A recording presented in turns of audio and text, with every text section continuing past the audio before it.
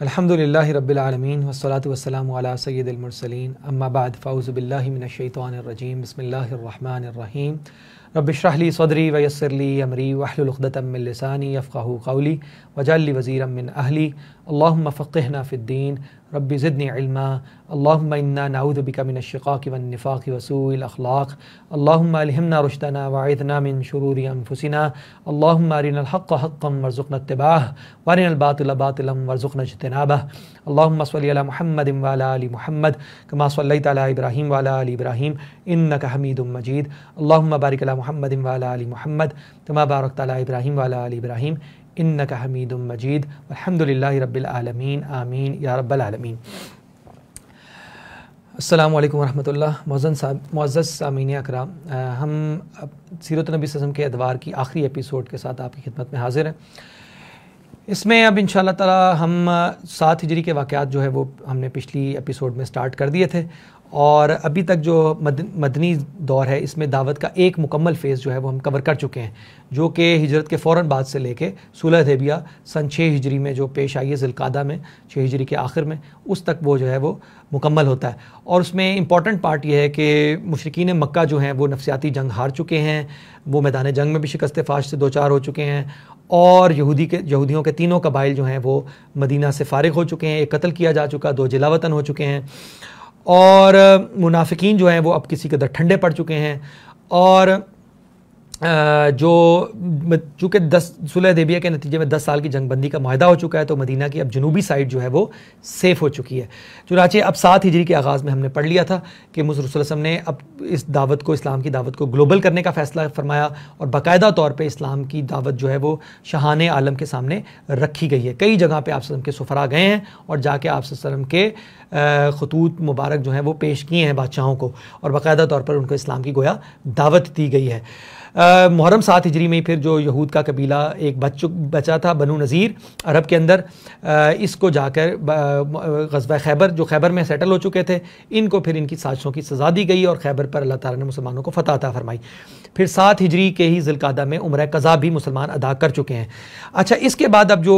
واقعہ ہے وہ ہے امپورٹنٹ مائل سٹون، وہ ہے معرکہ موتا۔ ہوا یہ کہ جب رسول اللہ صلی اللہ علیہ وسلم نے 7 ہجری میں یا اس سے کچھ پہلے اپنے جو سفیر جو ہے وہ بھیجے تھے شاہان عالم کی طرف، تو اس وقت آپ صلی اللہ علیہ وسلم کے ایک سفیر جو ہیں وہ گئے ہیں رومن امپائر کا جو فارورڈ ایریا ہے، اس کے گورنر تھا شرحبیل بن عمر غسانی۔ اس نے رسول اللہ صلی اللہ علیہ وسلم کے جو سفیر تھے ان کو قتل کر دیا۔ اب سفیر کا جو قتل کرنا ہے یہ سمجھا جاتا تھا اعلان جنگ، گویا اعلان جنگ ہے، تو رسول اللہ صلی اللہ علیہ وسلم اس وقت تو حالات کی نزاکت کی وجہ سے خاموش ہو گئے حکمت کے تحت۔ لیکن اب یہ کہ 8 ہجری میں آپ صلی اللہ علیہ وسلم نے یہ فیصلہ فرمایا صلی اللہ علیہ وسلم کہ اس جو سفیر جو مسلمانوں کا قتل کیے گئے تھے اب اس کا بدلہ لیا جائے۔ چنانچہ یہ وہ پہلا موقع ہے کہ رومن امپائر کے خلاف باقاعدہ طور پہ مارکہ آرائی کی ہے مسلمانوں نے، اور رسول اللہ صلی اللہ علیہ وسلم نے ایک 3000 کا لشکر تیار کیا اور مدینہ سے آپ صلی اللہ علیہ وسلم نے اس کو روانہ فرمایا۔ خصوصی طور پہ آپ نے اس کے 3 سپہ سالار مقرر فرمائے کہ اگر ایک شہید ہو جائیں تو دوسرے شہید ہو جائیں تو تیسرے، تو آپ نے خصوصی طور پہ اس کے 3 جو ہیں وہ سپہ سالار جو ہیں مقرر فرمائے ہیں۔ اور اس لشکر کو آپ میں یہ 3 جو سپہ سالار تھے، ان میں ایک تو رسول اللہ علیہ وسلم کے جو پہلے منہ بولا بیٹا بھی آپ نے ان کو بنایا تھا، آپ کے آزاد کردہ غلام زید بن حارثہ رضی اللہ عنہ، پھر اس میں عبداللہ بن رواحہ جو آپ وسلم کے جو حضرت علی رضی اللہ عنہ کے جو بھائی ہیں، جعفر بن ابی طالب آپ وسلم کے جو چچا زاد بھائی ہیں، جو ہجرت حبشہ سے اب آپ گئے تھے، جعفر بن ابی طالب ہجرت حبشہ کر کے گئے تھے، اور حبشہ سے یہ 7 ہجری میں گویا غزوہ خیبر کے موقع پہ یہ واپس آ چکے ہیں، مدینہ آ چکے ہیں۔ تو یہ حضرت جعفر رضی اللہ عنہ ہیں اور عبداللہ بن رواحہ رضی اللہ عنہ، یہ اس کے 3 سپہ سالار تھے، ان کو پھر آپ نے بھیجا ہے۔ اچھا، اس وقت تک خالد بن ولید رضی اللہ عنہ بھی 7 ہجری کے سٹارٹ میں وہ اسلام قبول کر چکے ہیں، کیونکہ وہ مایوس ہو چکے ہیں، وہ کنڈیشن نظر آ رہی ہے کہ مشرکین مکہ جو ہیں وہ ہار چکے ہیں، اور ان کو نظر آ رہا ہے کہ گویا اسلام کی حقانیت پہ ان کا دل ٹھک گیا۔ تو خالد بن ولید بھی اب شامل ہو کے مسلمانوں کے کیمپ میں آ چکے ہیں، تو خالد بن ولید بھی اس مارکے میں شامل ہیں، مارکہ موتا میں۔ اچھا، ان کو جب یہ مارکہ موتا میں آپ مسلمانوں کو روانہ فرمایا، یہاں پہ گئے ہیں تو مارکہ یہ موتا کا مقام ہے، یہ آپ کہیں کہ تبوک سے تھوڑا آگے ہے، اور موتا کا مقام پہ گویا یہ رومن امپائر کا فارورڈ ایریا ہے عرب کے اندر، ٹھیک ہے۔ اب یہاں پر مسلمانوں کا سامنا ہوتا ہے، رومن امپائر کا لشکر یہاں پہ آ چکا ہے، رومن امپائر کا 1 لاکھ کا لشکر آیا، اور یہ بھی کہا جاتا ہے کہ 1 لاکھ کا لشکر بیک اپ میں بھی موجود تھا۔ تو ادھر 3000 کا لشکر گیا. اب اس 3000 کے لشکر نے بہرحال یہ کہ ان کے ساتھ لڑنے کا فیصلہ کیا اور یہ کہ لڑائی کے اندر انگیج ہوتے ہیں. اب 3000 اور 1 لاکھ کا لشکر, اور یہ 1 on 1 والی لڑائی ہے, فیس ٹو فیس لڑائی ہے. اب اس میں آپ اندازہ کر سکتے ہیں کہ 1 تقریباً 33 کی ریشو بنتی ہے. ایک مسلمان پہ 301 مسلمان اور 33 جو ہیں وہ رومن امپائر کے سولجرز ہیں. تو یہ کوئی لگتا نہیں ہے کہ کوئی لڑائی جو ہے ممکن بھی ہے. بہرحال یہ کہ اس میں زبردست جنگ ہوتی ہے. مسلمانوں کے جو تینوں سپہ سالار ہیں اس جنگ میں وہ جام شہادت نوش کرتے ہیں باری باری, یہاں تک کہ مسلمان خالد بن ولید کو اب اپنا سپہ سالار مقرر کر لیتے ہیں. اچھا, خالد بن ولید جو ہیں وہ زبردست جنگ لڑتے ہیں اور کئی تلواریں ان کے ہاتھ سے ٹوٹی ہیں مارکہ موتا میں. اس کے ایمان افروز واقعات ہیں, آپ اس کو جو ہے اس پہ کئی کتابیں لکھی گئی ہوں گی, آپ اس میں کوئی بھی کتاب کا مطالعہ کر سکتے ہیں. اس میں بہرحال خالد بن ولید ایک ایسی اسٹریٹجی بناتے ہیں جس کے نتیجے میں مسلمان رومن امپائر کو اچھا خاصا نقصان, ان کے جو جانی نقصان پہنچانے کے بعد خالد بن ولید اپنا لشکر اس طریقے سے ریٹریو کرتے ہیں کہ رومن امپائر کو جو ہے وہ پیچھا کرنے کی جرت نہیں ہوتی اور وہ لشکر ریٹریو کر کے مدینہ واپس لے آتے ہیں. اور اسی موقع میں یعنی مارکہ موتا ہی میں رسول اللہ صلی اللہ علیہ وسلم نے خالد بن ولید کو اللہ کی تلواروں میں سے ایک تلوار کا لقب بھی عنایت فرمایا تھا. اچھا, مارکہ موتا کے بعد اب یہ معاملہ ہوتا ہے یہ ہے کہ اب 8 ہجری میں ہم ہیں. 8 ہجری کے اندر اب یہ ہوتا ہے کہ صلح حدیبیہ کی وائلیشن ہو جاتی ہے مشرکین مکہ کی طرف. معاملہ یہ ہوتا ہے کہ مشرکین مکہ کا قریش کا ایک الائے ہے, ایک قبیلہ جو کہ مسلمانوں کے ایک الائے قبیلے کے اوپر حملہ کر دیتا ہے. اس میں قریش اس کا ساتھ بھی دے دیتے ہیں. چنانچہ یہ مساق مدینہ کی کھلی اس کی صلح حدیبیہ کی کھلی وائلیشن ہو جاتی ہے. اس کے نتیجے میں رسول اللہ اب یہ فیصلہ کرتے ہیں کہ مکہ کے اوپر چڑھائی کی جائے گی, قریش سے اس کا بدلہ لیا جائے گا گویا. چنانچہ آپ صلی اللہ علیہ وسلم مکہ پر چڑھائی کے لیے ایک لشکر تیار کرتے ہیں اور اپنی تیاریوں کو خفیہ رکھتے ہیں. خفیہ رکھنے کا مقصد یہ ہے کہ آپ صلی اللہ علیہ وسلم کا وہاں کوئی جا کے خون بہانے کا ارادہ نہیں ہے. آپ چاہتے ہیں کہ قریش جو ہیں کوئی تیاری نہ کریں, اس لڑائی کی ان کو خبر نہ ملے تاکہ وہ کوئی تیاری نہ کر پائیں اور وہ یہ کہ چپ چاپ سرنڈر کر دیں. یعنی کہ آپ چاہ رہے ہیں کہ کم از کم بلڈ لاس ہونا چاہیے. بہرحال آپ صلی اللہ علیہ وسلم رمضان المبارک کے اندر آپ صلی اللہ علیہ وسلم تشریف لے جاتے ہیں. مکہ کے اندر 10,000 کا لشکر آپ کے ساتھ ہے. اتنا بڑا لشکر ابھی تک جو ہے مسلمانوں کا پہلے کبھی فراہم نہیں ہو سکا. اب یہاں پر 10,000 کے لشکر کے ساتھ جب آپ پہنچتے ہیں وہاں پر مکہ کے اندر تو مکہ والوں کو حملے کی جرت جو ہے مسلمانوں کے خلاف لڑنے کی جرت نہیں ہوتی. اور اللہ تعالیٰ فتح مکہ جو اس کو فتح اعظم بھی کہا گیا ہے تاریخ میں, رمضان 8 ہجری کے اندر اللہ تعالیٰ مسلمانوں کو جہاں سے آپ کو نکالا گیا تھا گویا اس شہر میں, اللہ کے اس شہر میں وادی القریٰ میں ام القریٰ میں آپ وسلم جو ہے فاتح کی حیثیت سے داخل ہوتے ہیں. اور آپ اللہ تعالیٰ کی تسبیح کرتے ہوئے, حمد کرتے ہوئے, اللہ تعالیٰ کی جناب میں استغفار کرتے ہوئے, عاجزی اختیار کرتے ہوئے آپ جو ہیں وہاں پہ داخل ہوتے ہیں. اللہ تعالیٰ آپ کو لڑے بغیر وہاں پہ جو ہے فتح اللہ تعالیٰ نے عنایت فرمائی. اب فتح مکہ کے بعد فوراً بعد ہی آپ صلی اللہ علیہ وسلم وہاں پہ کچھ دن قیام کرتے ہیں. اب عرب کے کئی اکھڑ قبائل ہیں, ابھی بھی گویا عرب کے اوپر مسلمانوں کی ایک مکمل جسے کہیں نا ایک جو ریاست جو ہے وہ قائم نہیں ہوئی. جس طرح کہیں ریاست کی جو رٹ ہوتی ہے وہ قائم نہیں ہوئی, اس کی تکمیل ابھی بھی ہونا باقی ہے. اور وہ تکمیل کب ہوتی ہے؟ اس کے بعد ہے غزوہ حنین. آپ مکہ سے ہی آپ آگے حنین کے میدان میں چلے جاتے ہیں کہ عرب کے کئی اکھڑ قبائل ابھی بھی موجود ہیں, جس میں حوازن والے بھی ہیں, بنو ثقیف والے بھی ہیں, جو مسلمانوں سے لڑنے کو تیار ہیں, ابھی سرنڈر کرنے کو تیار نہیں ہیں. چنانچہ اب یہ کہ مسلمان 10,000 کا لشکر ہے, کئی لوگ اب فتح مکہ پہ بھی مسلمان ہو جاتے ہیں, تو 12,000 کا لشکر نکلتا ہے, حنین میں جاتا ہے. حنین میں ایک زبردست لڑائی ہوتی ہے, حوازن والے وہاں سے اور ثقیف والے, بنو ثقیف والے شکست کھا کے بھاگتے ہیں. اور یہ کہ وہاں سے بہت زیادہ مال غنیمت جو ہے وہ ہاتھ آتا ہے. کئی جو ہیں عورتیں بچے جو غلام بنتے ہیں اور ہزاروں کی تعداد میں مویشی جو ہیں وہ مسلمانوں کے ہاتھ آتے ہیں.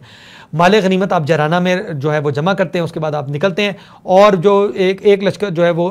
بھاگ کے گیا ہے ان کا طائف کی طرف بھی, حنین کے میدان میں جو مشرک جو ہارے ہیں, وہاں اسی کی ایکسٹینشن غزوہ طائف ہے. طائف میں بھی یہ طویل محاصرہ ہوتا ہے, لیکن یہ کہ ان کی جرت نہیں ہوتی لڑنے کی, بار رسول وہاں سے واپس ہو جاتے ہیں. بعد میں حوازن کا وفد طائب ہو کے رسول کی خدمت میں آ جاتا ہے, جس کے نتیجے میں یہ کہ ان کے جو بیوی بچے قیدی بنائے گئے تھے ان کو چھوڑ دیا جاتا ہے. تو بہرحال مال غنیمت جو ہے وہ نو مسلموں میں خصوصاً جو ہے وہ تقسیم کیا جاتا ہے. اور وہاں سے پھر آپ مکہ واپس آتے ہیں. مکہ میں آپ عمرہ ادا کرتے ہیں, عمرہ ادا کر کے آپ مدینہ واپس تشریف لے جاتے ہیں. تو گویا یہ فتح مکہ اور غزوہ حنین اور غزوہ طائف یہ پوری ایک فتوحات کا سلسلہ ہے. اس کے بعد آپ جو ہے وہ 8 ہجری کے اختتام ہے, اب آپ سے سب مدینہ واپس آ گئے. اب یہاں پہ یہ کہ 9 ہجری شروع ہوتا ہے, اور 9 ہجری گویا وہ سال ہے کہ جس کے اندر وفود کی آمد ہوتی ہے, مدینہ میں وفود کی بھرمار ہوتی ہے. 9 ہجری کا ایک امپورٹنٹ ایونٹ یہ ہے کہ اب اس میں رسول اللہ صلی اللہ علیہ وسلم نے جو علاقے جہاں اب مسلمان ریاست گویا اب قائم ہو چکی ہے، اب آپ صلی اللہ علیہ وسلم اس موقع پہ جا کے اب اپنے عمال مقرر فرماتے ہیں جو جا کے زکوٰۃ یا ٹیکس کی وصولی کرتے ہیں، جو جیسے زکوٰۃ و صدقات کی وصولی کرتے ہیں جا کے مختلف علاقوں سے، گویا آپ نے عمال مقرر کیے ہیں جو جا کر اب یہ زکوٰۃ جو ہے وہ وصول کریں گے اور بیت المال میں جو کہ جمع کرائی جائے گی۔ اچھا، اسی میں نے آپ سے عرض کی کہ وفود جو ہیں وہ وفود کی بھرمار ہے کہ جو وہ آ رہے ہیں جوگ در جوگ مدینہ کے اندر، اس کو عام الوفود بھی 9 ہجری کو کہا جاتا ہے۔ تو گویا اب یہ وہ موقع ہے جس کو ہم کہہ سکتے ہیں کہ جو جس کی سورہ فتح میں بتایا گیا تھا کہ اذا جاء نصر اللہ والفتح، کہ نبی صلی اللہ علیہ وسلم جب آپ سے دیکھیں کہ اللہ کی مدد آ جائے اور فتح ہو جائے، تو وَرَأَيْتَ النَّاسَ يَدْخُلُونَ فِي دِينِ اللَّهِ أَفْوَاجًا، اور آپ سے دیکھیں لوگوں کو کہ وہ جوک در جوک اسلام میں داخل ہو رہے ہیں۔ تو یہ جوک در جوک داخلے کا یہ وقت ہے، گویا اب یہ ریولوشن عرب کے اندر گویا اپنی تکمیل کے قریب جا پہنچی ہے، ٹھیک ہے جی۔ اور اس موقع پہ جا کے اب لوگ جوک در جوک اسلام قبول کر رہے ہیں۔ یہاں پہ نوٹ کرنے والا پوائنٹ کیا ہے؟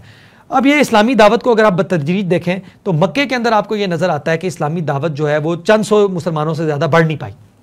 اور 13 سال ہیں مکی زندگی کے اور چند سو مسلمان ہیں، ٹھیک ہے۔ اب 13 سال کے بعد وہ مسلمان مارے کھا رہے ہیں، قربانیاں دے رہے ہیں، یہاں تک کہ وہ ہجرت بھی کر رہے ہیں، اپنے گھر بھی چھوڑ کے آ رہے ہیں، اپنی جائیدادیں اپنے کاروبار چھوڑ کے جا رہے ہیں۔ وہ مسلمان مدینے آتے ہیں تو غزوہ بدر کے اندر 2 ہجری کے اندر 2 ہجری کے اندر نبوت کا اب یہ 15واں سال ہے۔ 15ویں سال میں جا کے آپ دیکھتے ہیں نبوت کے کہ وہ مسلمان 313 ہیں۔ اب 3 ہجری میں غزوہ احد ہو رہی ہے تو وہ 700 ہیں، اور پھر 5 ہجری کے اندر غزوہ خندق ہو رہی ہے تو 3000 ہیں، اور صلح حدیبیہ میں 1400 ہیں۔ غزوہ جو خیبر کا مارکہ پیش آ رہا ہے تو اس میں بھی 1400-1500 کی تعداد ہے، ٹھیک ہے۔ مارکہ موتا میں 3000 کا لشکر ہے 8 ہجری میں جو پیش آ رہا ہے، یہاں تک کہ اب معاملہ جا پہنچا فتح مکہ تک۔ فتح مکہ میں آپ دیکھتے ہیں کہ جا کے 10,000 کا لشکر ہے، اور 10,000 کے بعد فوراً ہی 12,000 کا لشکر ہے جو حنین میں کھڑا ہوا ہے، ٹھیک ہے۔ تو اسی طرح اب یہ ہے کہ غزوہ تبوک اب 9 ہجری میں پیش آئے گا، اس میں 30,000 کا لشکر مسلمانوں کا ہے۔ تو کہنے کا مقصد کیا ہے کہ وہ تعداد جو کہ نبوت کے 18ویں 19ویں سال میں بھی 3-4 ہزار تک محدود ہے مسلمانوں کی،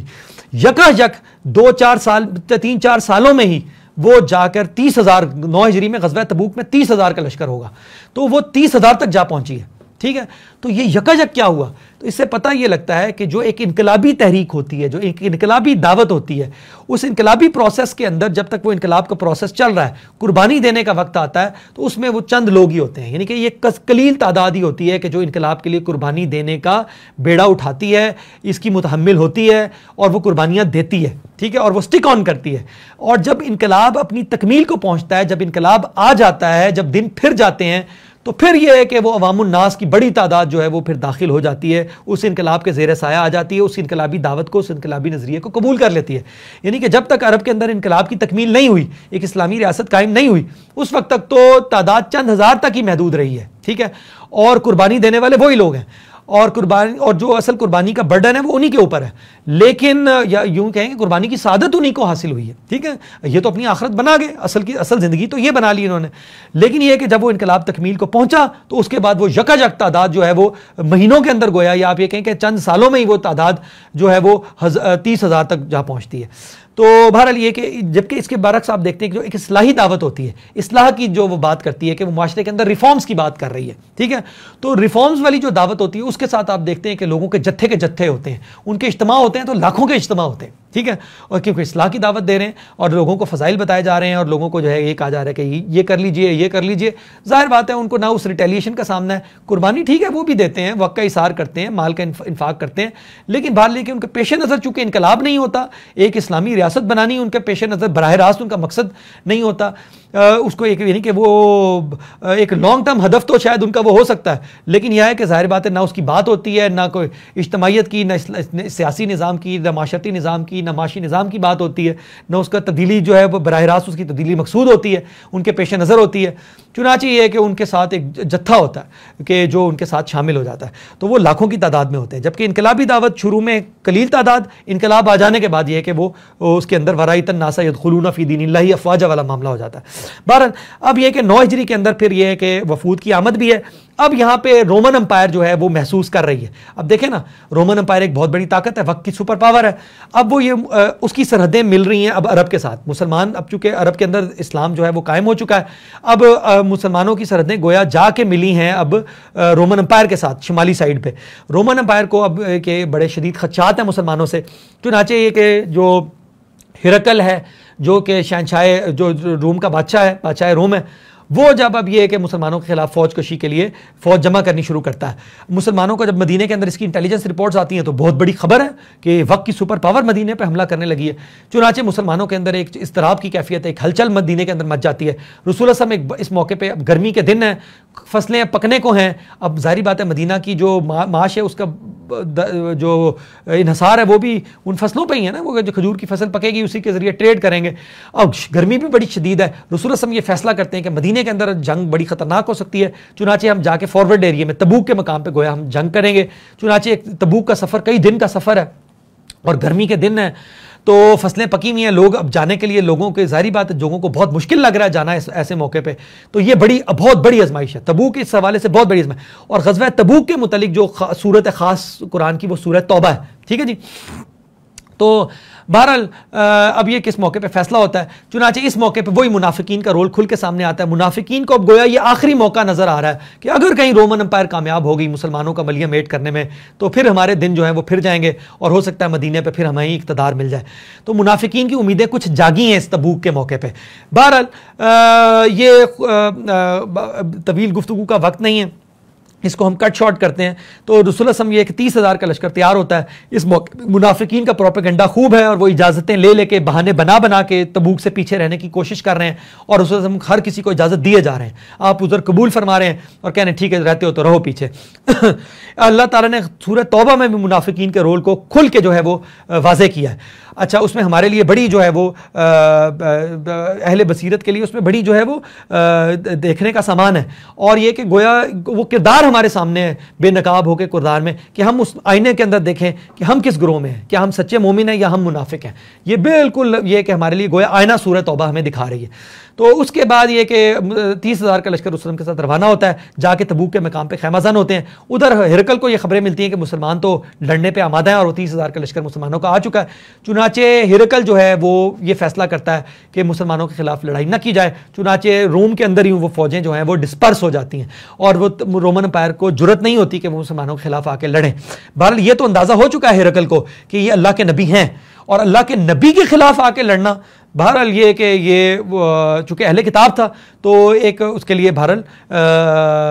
سوچ کا مقام تھا. اس نے یہی فیصلہ کیا کہ نہ لڑا جائے. چنانچہ وہ فوجیں ڈسپرس ہو جاتی ہیں. اچھا, ادھر مسلمان تبوک میں قیام کرتے ہیں اور اس کے بعد کچھ مہمات بھی ہیں جس کے نتیجے میں مسلمانوں کا وہاں پہ اس کا فائدہ کیا ہوتا ہے. تبوک کا بہت بڑا جو فائدہ ہوا, ایک تو یہ منافقین کی چھانٹی, منافقین بے نقاب, اور دوسرا بہت بڑا فائدہ یہ ہوا کہ مسلمانوں کی سیاسی ساکھ جو ہے عرب میں مستحکم ہو گئی. اور عرب کے خصوصاً وہ قبیلے جو کہ رومن امپائر کے الائز تھے یا ان کے زیر سایہ رہے تھے ایک طویل عرصے تک, لیکن تھے عرب کے سرحدی علاقوں میں, ان علاقوں کا وہ ان کے اوپر سے جو رومن امپائر کا پریشر تھا وہ ختم ہو گیا, اور ان کو یہ احساس ہوا کہ اب مسلمانوں کی جو اسلامی ریاست قائم ہو چکی ہے عرب میں, اس کے اندر ہم محفوظ ہیں, اور مسلمانوں کے اندر اتنی طاقت ہے کہ رومن امپائر کہ ہمارے حق میں آ کے یہ رومن امپائر کے خلاف ہمارا جو ہے وہ دفاع کر سکیں. تو ان کا جو ہے اعتماد بحال ہو گیا, اور گویا غزوہ تبوک اجی وسلم کی حیات طیبہ کا آخری غزوہ ہے جس میں آپ بنفس نفیس شریک ہوئے ہیں, اور اس میں ہمارے لیے رہنمائی کا بے تحاشا سامان ہے اس کے واقعات میں بھی, اور سورۃ توبہ کی جو اس کے حوالے سے نازل ہوئی ہے, اس کی کئی آیات سورۃ توبہ کی اس میں بھی. تو اس کے بعد 9 ہجری کے اندر رسول اللہ صلی اللہ علیہ وسلم 9 ہجری کا اختتام ہو رہا ہے. رسول اللہ صلی اللہ علیہ وسلم اس موقع پہ جو بھیجتے ہیں ابوبکر صدیق رضی اللہ عنہ کو حج کے لیے. اب چونکہ مکہ میں بھی مسلمانوں کی حکومت ہے, عرب میں مسلمانوں کی حکومت ہے, اسلامی ریاست قائم ہو چکی ہے. حج کا امیر حج ہے ابوبکر صدیق رضی اللہ عنہ. تو یہ یوم حج اکبر کے نام سے سورۃ توبہ اس کو جو ہے وہ موسوم کرتی ہے, اور اس یوم حج اکبر کے موقع پہ اعلان کر دیا جاتا ہے کہ مشرکین کے لیے اب جزیرۃ العرب میں رہنے کی کوئی گویا گنجائش نہیں ہے. تو ان کو وہ کچھ ماہ کی مہلت دے دی جاتی ہے کہ اس سے پہلے وہ یہاں سے نکل جائیں یا یہ کہ اسلام قبول کر لیں. اچھا, اس کے بعد یہ کہ اب یہ کہ غزوہ تبوک کے بعد گویا اب یہ کہ اسلام کے لیے راستے جو ہیں وہ کھل چکے ہیں، اور وہ قبیلے جو کہ بہرحال کسی درجے میں بھی اگر ڈرے سہمے تھے یا دیکھ رہے تھے کہ کیا ہوتا ہے، اب یہ کہ وہ کانفیڈنس کے ساتھ اسلام قبول کرنے کے لیے ان کے لیے راستہ ہموار ہو گیا۔ اب 10 ہجری آتا ہے۔ 10 ہجری کا جو بڑا ایونٹ ہے وہ یہ ہے کہ رسول اللہ صلی اللہ علیہ وسلم نے خود حج فرمایا ہے۔ اس میں اب آپ صلی اللہ علیہ وسلم کو کچھ اشارے اللہ تعالیٰ کی جانب سے ملنے شروع ہو گئے تھے، جس سے لگ رہا تھا کہ اب آپ صلی اللہ علیہ وسلم کا اس دنیا سے رخصتی کا وقت جو ہے وہ قریب آ رہا ہے۔ تو بہرحال اب آپ نے اپنے حج کا اعلان فرمایا 10 ہجری کے موقع میں، جب ایام حج آتے ہیں تو آپ صلی اللہ علیہ وسلم حج کا اعلان فرماتے ہیں۔ مسلمان جوک در جوک کے رسول اللہ کے ساتھ حج کرنا چاہتے ہیں، پہلا حج ہے رسول اللہ فرما رہے ہیں، تو اب یہ کہ اب لوگ رسول اللہ کے ساتھ حج کرنا چاہتے ہیں، تو بہرحال تقریباً 1.25 لاکھ یا 1.5 لاکھ کے قریب جو ہے مسلمان اکٹھے ہوتے ہیں، اور یہ حجۃ الوداع میں، اور اس میں حجۃ الوداع میں رسول اللہ نے بڑی امپورٹنٹ وصیتیں بھی مسلمانوں کو جو ہیں وہ کی ہیں۔ اس کے بعد آپ 11 ہجری سٹارٹ ہوتا ہے۔ 11 ہجری کے اندر سفر کے اندر آپ صلی اللہ علیہ وسلم نے اسامہ بن زید رضی اللہ عنہما کی قیادت میں، جو ایک نوجوان صحابی ہیں اور آپ کے بڑے محبوب صحابی تھے، زید بن حارثہ ان کے بیٹے ہیں، ان کو آپ صلی اللہ علیہ وسلم ان کی قیادت میں ایک لشکر رومن امپائر کے ایریے کی طرف روانہ فرماتے ہیں، جس کا پرپس کیا ہے کہ وہ اس علاقے کے اندر جائیں، لشکر کشی کر کے آئیں، اور وہاں پہ جو قبائل ہیں ان کا اعتماد بحال کیا جائے، رومن امپائر کو جو ہے وہ گویا تھریٹن کیا جائے۔ تو یہ جیش اسامہ کے نام سے تاریخ میں یہ معروف ہے رضی اللہ تعالیٰ عنہ۔ تو اس کی آپ اس کو تشکیل دیتے ہیں، اور اس کو اپنے ہاتھوں سے آپ کو خصوصی پروٹوکول دے کے آپ اس کو رخصت فرماتے ہیں۔ اس کے بعد یہ ہے کہ آپ ایک جنازے میں تشریف لے گئے۔ سفر 11 ربیع الاول کے سفر 11 ہجری کے جو ایام چل رہے ہیں، جنازے سے واپسی پہ جب آپ آتے ہیں تو آپ کے سر میں جو ہے وہ درد شروع ہوتا ہے، اور آپ کو تیز بخار آ جاتا ہے، اور یہ کہ اسی بخار میں آپ کی جو ہے وہ چند دن گزرے ہیں، اور اسی بخار کے نتیجے میں پھر آپ صلی اللہ علیہ وسلم کا جو ہے وہ اس دنیا سے وصال بھی ہوا۔ یہ ان جو آپ کی زندگی کے جو آخری ایام ہیں، اس میں آپ نے مسلمانوں کو بڑی امپورٹنٹ وصیتیں کی ہیں، جن میں سے تیسرا بات ایک تو یہ ہے کہ یہود و نصارہ کو جو ہے وہ جزیرۃ العرب سے نکال دیا جائے۔ پھر اسی میں جو ہے آپ صلی اللہ علیہ وسلم مسلمانوں کو جو آپ کی آخری وصیتیں ہیں، اس میں سے یہ ہے کہ الصلاۃ وما ملکت ایمانکم، کہ آپ صلی اللہ علیہ وسلم نے او کما قال رسول اللہ صلی اللہ علیہ وسلم، کہ آپ صلی اللہ علیہ وسلم مسلمانوں کو یہ اس بات کی وصیت کی ہے کہ نماز کی خصوصی تاکید فرمائی، اور آپ صلی اللہ علیہ وسلم نے کہا کہ جو تمہارے زیر دست ہیں، یعنی کہ جو تمہارے سبارڈینیٹس ہیں، جو تمہارے غلام ہیں، تمہارے لونڈیاں ہیں، جو تمہارے سبارڈینیٹس ہیں، ان کا خاص خیال رکھو، ٹھیک ہے، ان کے ساتھ آپ سے حسن سلوک کی تلقین فرمائی ہے۔ اور پھر اس میں 11 ربیع الاول کا مہینہ ہے، اور آپ صلی اللہ علیہ وسلم نے جو آپ کا جو ہے پیر ہی کا دن ہے، اور 12 ربیع الاول کے دن آپ صلی اللہ علیہ وسلم کا اس دنیا سے جو ہے وہ وصال ہوتا ہے۔ اچھا، آپ صلی اللہ علیہ وسلم کے وصال کے بعد جو امپورٹنٹ بات یہ ہے کہ اس میں یہ دیکھیں کہ آپ صلی اللہ علیہ وسلم کی تجہیز و تکفین اور آپ صلی اللہ علیہ وسلم کی تدفین سے پہلے جو معاملہ مسلمانوں کے درمیان طے پایا وہ کیا تھا کہ مسلمانوں کا خلیفہ کون ہوگا، کہ ظاہری بات ہے کہ مسلمانوں کی اجتماعیت، ان کا ایک امیر ہونا چاہیے، اللہ کی طرف سے جو ان کا اپوائنٹڈ امیر ہے وہ محمد رسول اللہ صلی اللہ علیہ وسلم ہے۔ اب مسلمانوں کا امیر کون ہوگا؟ تو مسلمانوں کا امیر کوئی اس طرح نہیں ہے کہ کوئی ایک شخص نے کہہ دیا ہو کہ یہ مسلمانوں کا امیر ہے یا میں مسلمانوں کا امیر ہوں، پھر اس کے لیے ایک مشاورت ہوئی ہے، اور اس مشاورت کے بعد بہرحال ابوبکر صدیق ستانوں کو مسلمانوں کا امیر جو ہے مسلمانوں نے خود منتخب کیا ہے، اور یہ گویا خلیفہ بلا فصل ہیں رسول اللہ صلی اللہ علیہ وسلم کے، اور مسلمانوں کے خلیفہ اول ہیں امیر المومنین جناب ابوبکر صدیق ستانو، ان کی خلافت پر اتفاق ہوتا ہے، اور اس کے بعد وہ آپ رضی اللہ کو خلیفہ بنایا جاتا ہے۔ اس کے بعد رسول کی تجہیز و تفخین اور آپ کی تدفین کا معاملہ جو ہے وہ پیش آتا ہے۔ اچھا، اس کے بعد یہ کہ خلاصہ کلام یہ ہے کہ اس کے بعد بہت سارے جھوٹے مدعیان نبوت بھی کھڑے ہو جاتے ہیں ابوبکر صدیق ستانو کے دور میں۔ ابوبکر صدیق ستانو کے دور میں کئی جنگیں فتنہ ارتداد کی لڑی گئی ہیں، جس میں کہ آپ نے ان فتنوں کا جو ہے وہ کلا کما کرنے کی کوشش کی ہے۔ اسی طرح جو ایسے لوگ تھے جو زکوٰۃ سے انکاری ہو گئے، ان کا بھی آپ نے کلا کما کرنے کے لیے جو ہے مہم روانہ فرمائی ہے۔ تو ابوبکر صدیق ستانو نے بڑے جرأت مندانہ اقدامات کیے ہیں اپنے 2.5 سال کے ٹینیور میں، جس کے نتیجے میں اب حضرت عمر رضی اللہ عنہ کو جب خلافت جو ہے وہ منتقل ہوئی ہے، جن کو مسلمانوں نے جب اپنا خلیفہ بنایا، تو ان کو پھر یہ موقع میسر آیا کہ وہ اسلام کی دعوت کو باقاعدہ طور پہ گلوبل کر سکیں، اور یہ کہ اسلام کی سرحدیں جو ہیں وہ پھر رومن امپائر اور پرشین امپائر جو ہے بالآخر ان کے دور میں پھر جو ہے جا کے کولیپس ہوتی نظر آتی ہے۔ تو اب آخری بات جو اب یہ سیرت نبی صلی اللہ علیہ وسلم کے ادوار کے سلسلے میں جو ہمارا یہ آخری لیکچر ہے، آخری بات جو میں چاہوں گا کہ جو آپ کے سامنے رکھنا چاہوں گا،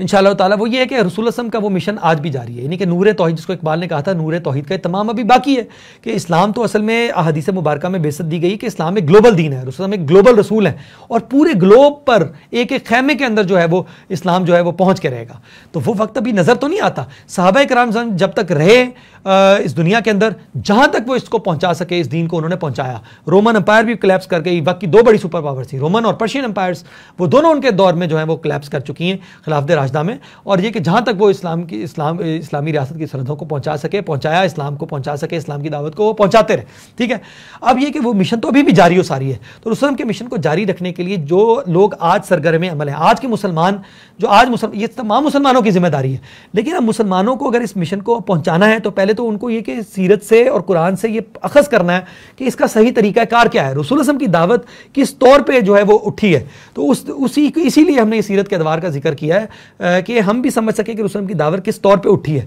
اور اس ہدف کو کہ جو رسول اللہ علیہ وسلم کو دے کے بھیجا گیا تھا کہ هو الذی ارسل رسولہ بالہدی ودین الحق لیظہرہ علی الدین کلہ، تاکہ اس دین کو تمام نظام ہائے زندگی پر غالب کرے۔ تو یہ غالب کرنا آج اس امت مسلمہ کے ذمہ ہے، لیکن امت مسلمہ کو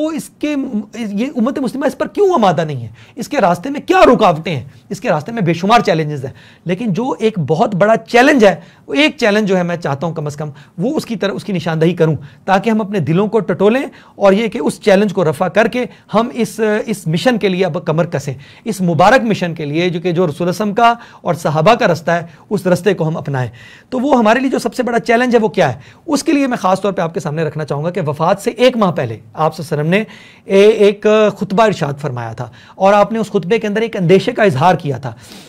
آپ صلی اللہ علیہ وسلم نے مسجد نبوی میں تشریف لے گئے، اور آپ صلی اللہ علیہ وسلم نے وہاں پہ خطبہ ارشاد فرمایا، اور آپ صلی اللہ علیہ وسلم نے فرمایا کہ میں تمہارا امیر کارواں ہوں، اور میں تم پر گواہ ہوں، اور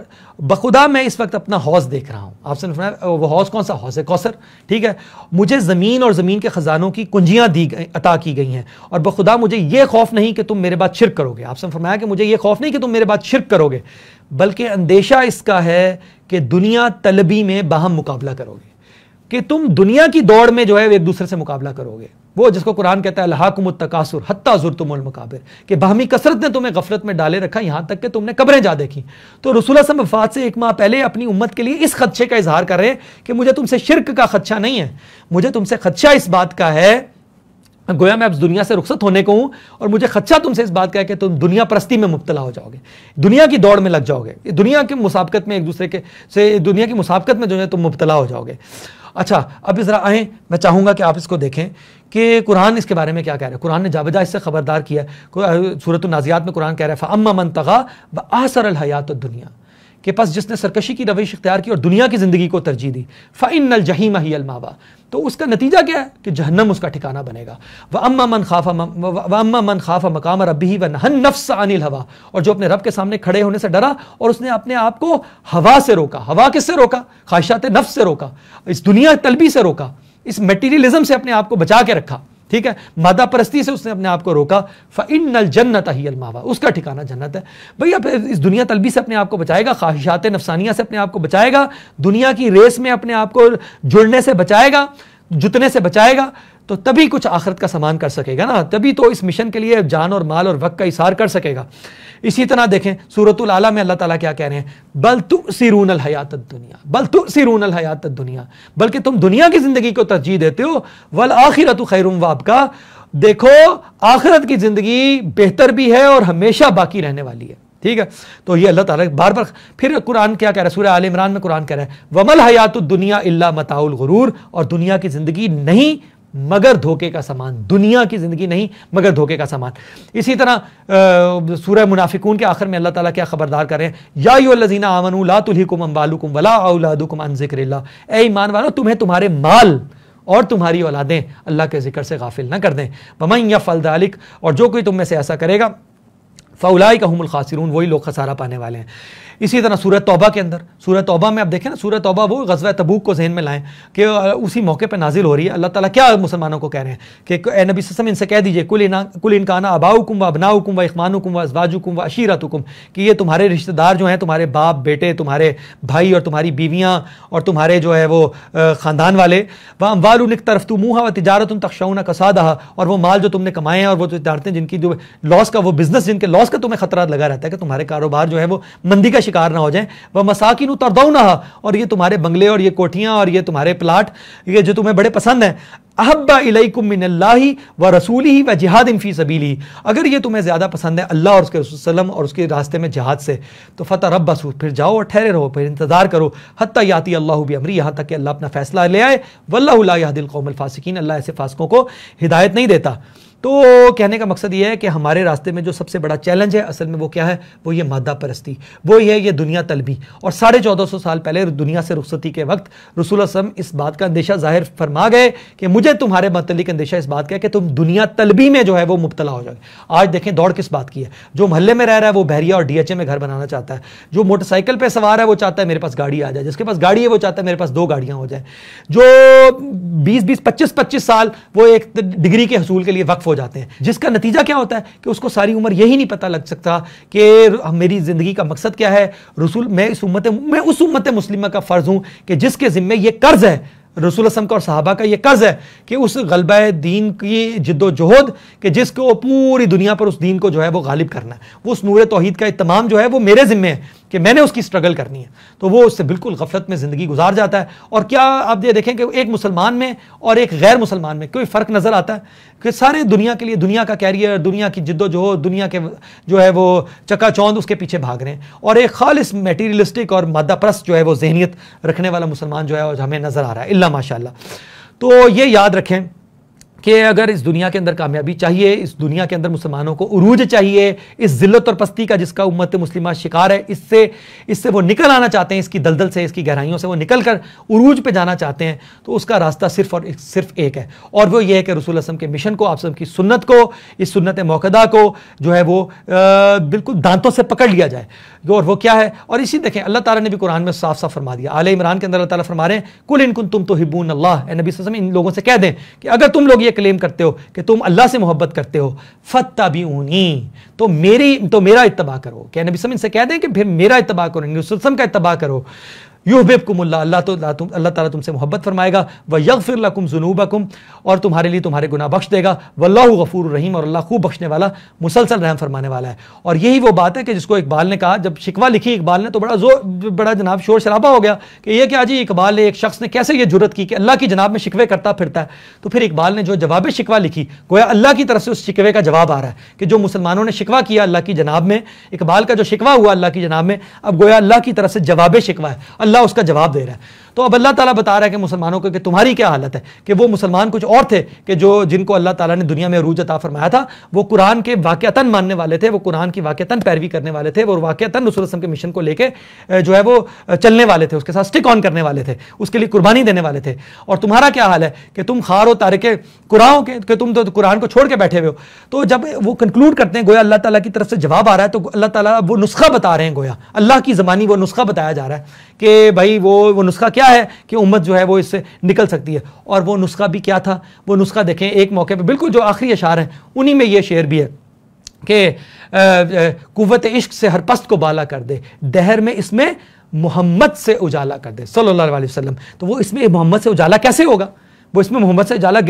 دنیا کماتے ہوئے تو نہیں ہوگا، وہ تو یہ محمد صلی اللہ علیہ وسلم کی دعوت کو لے کے جو ہے وہ دنیا میں جائیں گے، اس دعوت کو پیش کریں گے دنیا کے سامنے، اس دعوت کے لیے، اس دعوت کو پھیلانے کے لیے، اس کے غلبے کے لیے کوشش کریں گے، تو وہ دہر میں اس میں محمد صلی اللہ علیہ وسلم سے اجالا ہوگا نا. اور پھر جا کے جو جواب شکوہ کنکلوڈ ہوتی ہے کہ وہ گویا اللہ کی طرف سے یہ جواب آ رہا ہے کہ کی محمد سے وفا تو نے، تو اللہ تعالیٰ کہہ رہے ہیں کہ محمد سے وفا تو نے تو ہم تیرے ہیں، یہ جہاں چیز ہے کیا لوح و قلم تیرے ہیں صلی اللہ علیہ وسلم. تو یہ گویا اللہ تعالیٰ کی طرف سے کہا جا رہا ہے کہ محمد سے وفا صلی اللہ علیہ وسلم. اب بتائیں محمد صلی اللہ علیہ وسلم سے وفا کیا ہوگی؟ وہ محمد سے وفا یہ ہے کہ یہ رسول اللہ علیہ وسلم کے اس مشن کو لے کے چار دانگے عالم میں پھیلا جائے، اور اس غلبہ دین کی جد و جہد اس منہج پہ کی جائے کہ جس منہج پر رسول اللہ علیہ وسلم نے کی ہے، اور دنیا کو یہ دکھا دیا جائے کہ اسلام ہی واقعی وہ حق دین ہے، وہ سسٹم آف لائف ہے جس میں دنیا کے تمام مسائل کا حل موجود ہے. اور یہ ممکن نہیں ہے جب تک ایک اسلامی فلاحی ریاست بنا کے دنیا کو رول ماڈل کے طور پہ دکھا نہ دیا جائے، جو کہ پیش خیمہ بنے گی ایک عالمی اسلامی فلاحی ریاست کا. تو اللہ تعالیٰ سے دعا ہے کہ ہمیں وہ اس مشن کی تکمیل کے لیے، یعنی غلبہ دین حق کے لیے، ایک اسلامی فلاحی ریاست کے قیام کے لیے اپنا تن من دھن لگانے کی، اپنا وقت، اپنا مال، اپنی جان، اپنی صلاحیت بڑھ چڑھ کر لگانے کی توفیق عطا فرمائے کہ اسی میں امت مسلمہ کے مسائل کا حل بھی ہے، اسی میں ان کا دنیا کا عروج بھی ہے، اور اسی سے ہماری آخرت کی حقیقی کامیابی بھی وابستہ ہے. اللہ تعالیٰ اس کے طفیل پھر ہمیں آخرت میں رسول اللہ صلی اللہ علیہ وسلم کا اور صحابہ کا قرب بھی نصیب فرمائے. وآخر دعوانا ان الحمدللہ رب العالمین. سبحانک اللہم و بحمدک، نشہد ان لا الہ الا انت، نستغفرک و نتوب الیک. والسلام علیکم ورحمۃ اللہ وبرکاتہ.